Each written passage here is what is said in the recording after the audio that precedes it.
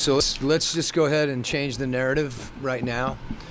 Trae Young taking a charge at the end of a game it's a big time play, and you know we talk about defense with our team. We're not always the best defensive team, but you know we're gonna improve if we keep working. And there's some limitations. There's no question about that right now with JJ out. But if there's a commitment like that, and it was just a hell of a play by Trae. It overshadowed what was a stellar offensive night. And I hope somebody writes about that, because all I've read is that is not that. Not that anybody's been critical of that, but that's a play that, and Clint had one too. So we need to celebrate those plays as a team, and it's obviously nice that it resulted in a win too. How much do those charges kind of spark a little bit of an energy boost for guys throughout the night? Well, I think they say a lot. One, you have to be in the right place from a help standpoint. So it's indicative of being aware, within a team concept. And then you're sacrificing your body. Someone's running into you, and that's not something that we all walk around trying to do.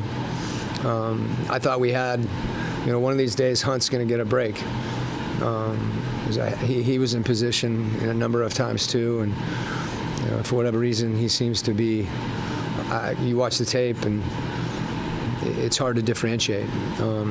But I thought it's really hard to play through foul trouble, particularly as he's experienced it in a number of games.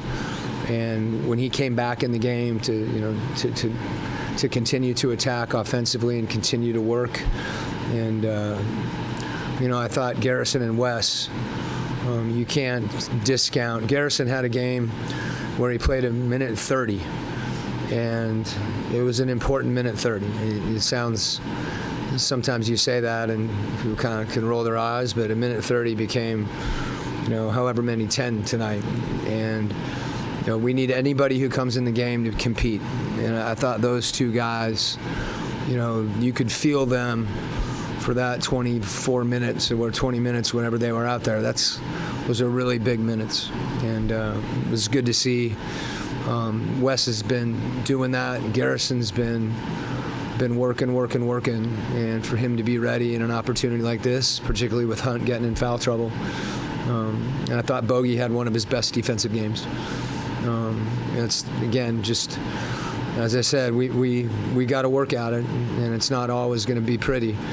But guys on the glass, and just continue to give effort and try to get better. When you speak of defensive habits, particularly with teams that like to cut backdoor and everything like that, just where do you start to build the good habits that prevent those cuts? You work on them. They start 7'5", 6'7" feet, 6'7", 6'9", and I'm trying to think, 6'5". So we're not that big. So sometimes even when you're, what it requires is you to literally be in front of someone's body, which it's hard to be shifted and helping and have your man cut. And, so again, it requires, it just requires 5 guys, and we have to hold ourselves to a standard that has less to do with the result and more to do with the process. So if someone gets an open shot, it has to be contested. And if it goes in because, they're a little bigger than we are, so be it. But all the little things that help your probabilities, so I just, that effort is something that we want to continue to give, and then, the habits come, over time. We're not there by any means. It's hard to say you played well defensively when you give up 135 points, but we made some plays that show that we care, and that's the main thing in my mind. We'll talk about it. Yeah.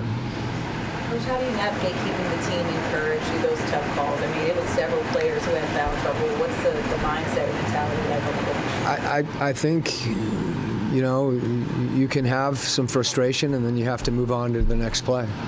It doesn't help to stay, in that place. And some of it's just the old adage, next man up, where and really as much as anything, when that does occur, how do you respond when you come back in the game, or does it take you out of the game? And that's why I was mentioning with DeAndre, being in the situation he's in. I thought he'd be able to play longer with the foul trouble he was in. That wasn't the case. But I didn't felt like we needed him on the floor, so it was I didn't want to sit him too long with 4, so put him in because I feel like we need him in there to win. Okay, all right.